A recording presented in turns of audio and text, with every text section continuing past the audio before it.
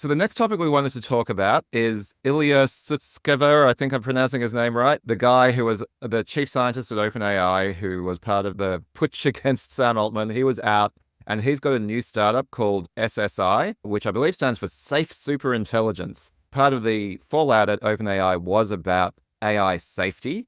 And so his new startup is really about trying to keep what he believes is the original vision of OpenAI, which is to achieve artificial superintelligence, but to do it in a way that is safe. So it's right in the name there, right? The quote here is, "We approach safety and capabilities in tandem as technical problems to be solved through revolutionary engineering and scientific breakthroughs.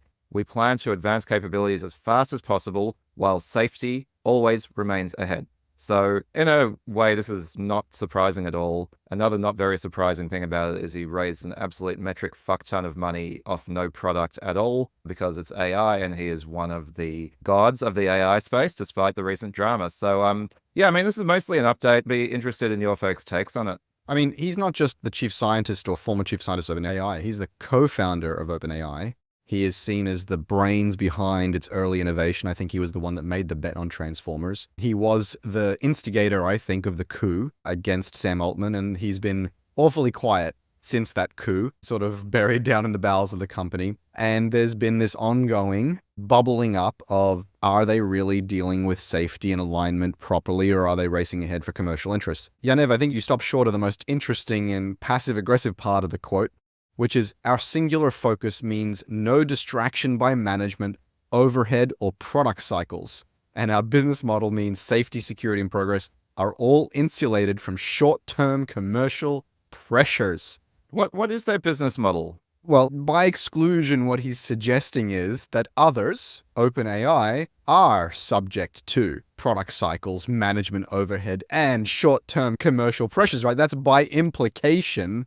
He is very pointedly describing OpenAI as a clusterfuck of safety and alignment problems because of their commercial focus. This is the most pointed and public he has been about that. And I think it's worth really drawing that line. He's not just describing his company, he's describing it in contrast to OpenAI, and that's really important. What is his business model? What's his product? Who the hell knows? I don't know how you get all the money, get all the GPUs, get all of the people who are interested in the profit motive and still prioritize safety and alignment over everything else. I don't know how you do that without it becoming an academic research hub. I'm not saying that's a good thing or a bad thing. I'm not even passing judgment on that. I'm just saying it's difficult to understand how you maintain that momentum absent the commercial focus. It just seems like a little bit of a difficult trick to pull off. So first of all, I agree with Chris. The guy is super smart and might be successful by his own merit and could be. And the fact that he's like shitting on his previous employer or previous company is not new. It happens. People do that on the interweb. And a company without any corporate limitation or cycles or something like that is both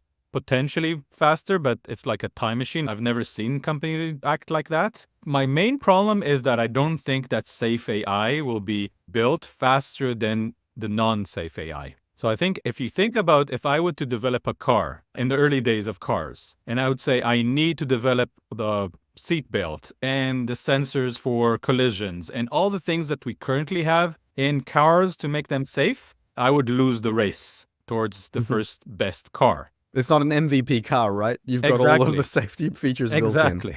I need a car that you put some liquid in and it drives, and no horses, please. That's the definition of a good car. I think AI is the same way. If we spend all our time thinking about safety mechanisms in AI, the team that didn't think about the safety mechanism will release the first actual GAI first. So I don't know how you do it in a way that you say, hey, all these meta features are important to us, but we'll be the first to market. I don't know how you do that. Unless they're building the Jarvis for OpenAI's Ultron. Right. Well, they're building the counter AI, which will attack the evil AI. That's a very interesting point. But like, yeah, look, I agree with you, Amir. Unless he has got some magical secret sauce, like that quote is obviously, you can say whatever you like in a press release, but his implication is that somehow he can combine safety and capability, what he's calling, the good stuff, into a single sort of model. So that if he can do it in a way that means that, he's got the best scientists and safety doesn't act as a brake, to your point, then maybe, but he has to win the competitive fight based purely or largely on capability. And, it's hard to see how he can do that.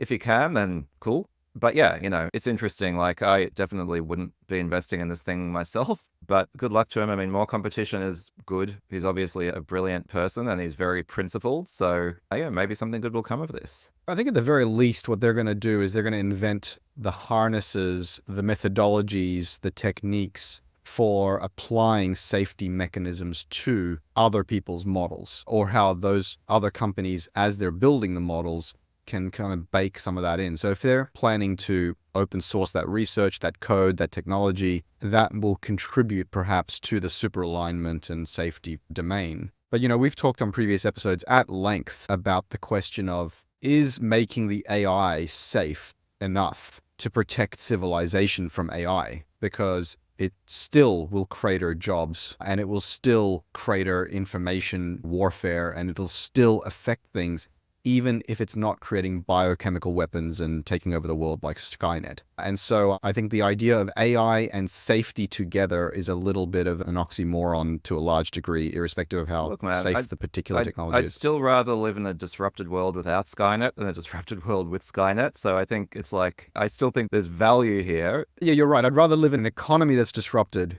rather than an economy that's been nuked by Skynet. I think that's a good point. Yeah. Although with our current leaders, I'm not sure if AI is not the right way to manage us. Well, I mean, at least there would be intelligence involved in the picture there, right? Exactly. Right. Every episode or so, Amir, you suggest the idea that you welcome our new authoritarian AI overlord. I definitely would. Look, man, this goes all the way back to Plato, right? As the philosopher king, right? Maybe it just needs to be a robot. Do you think that safe superintelligence can ever beat OpenAI to the punch? Let us know your thoughts in the comments.